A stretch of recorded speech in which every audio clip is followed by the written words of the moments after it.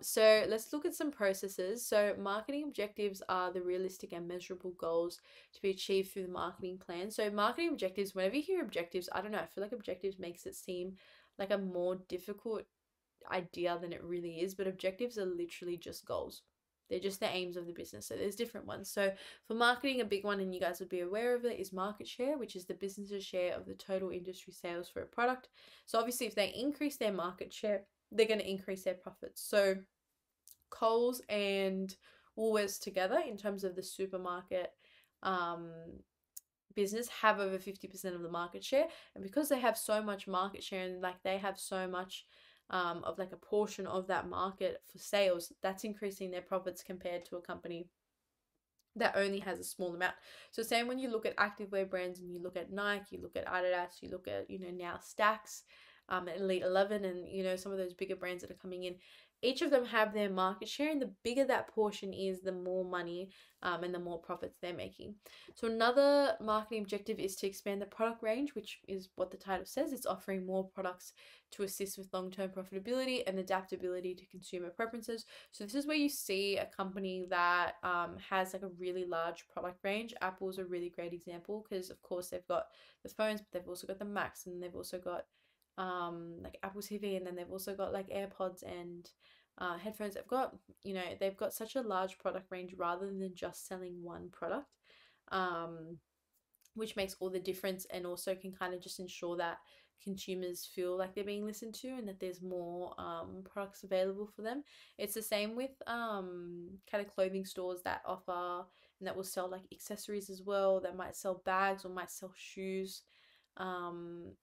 They obviously offer more of an expanded product range, and that's always a goal for businesses.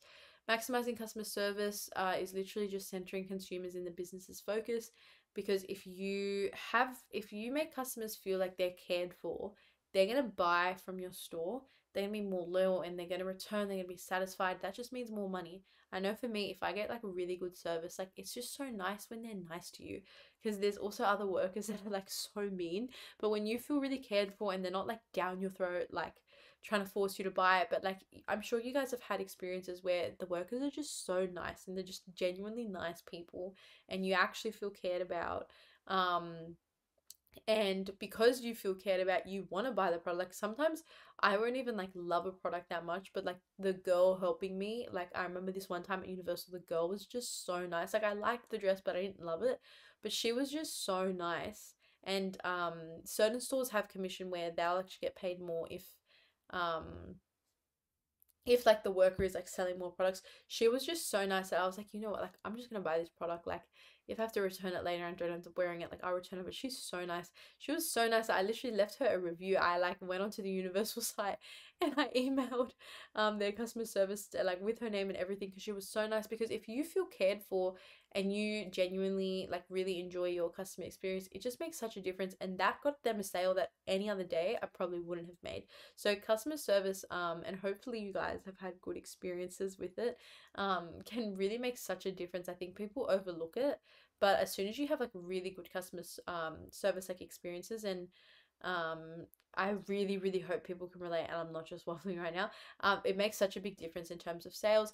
And another goal is new geographic regions, which is just opening stores in new locations, having greater distribution and greater online accessibility.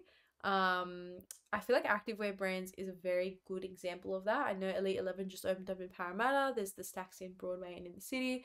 But of course, like as these kind of stores branch out, they become bigger and bigger, and that's always a goal, especially for new businesses. So here we've got the case study, and this again is one that you guys can memorize. So Woolworths and Coles obviously dominate the grocery market share, and they have 30 and 38% respectively. So Woolworths is 37.2, Coles is at 30.3. Aldi is next in, and Costco is coming in tight as well. So is IGA, much smaller percentage though, and that shows their competition. But the market share, of course, like the more market share you have, the more sales, because people are naturally just looking at this, much bigger chance they're going to Coles or Woolworths than they are IGA or some random little grocery mart. So that's just an example of how market share is a goal, and why having more is going to lead to more profit, because in the end all the objectives are just profit maximization.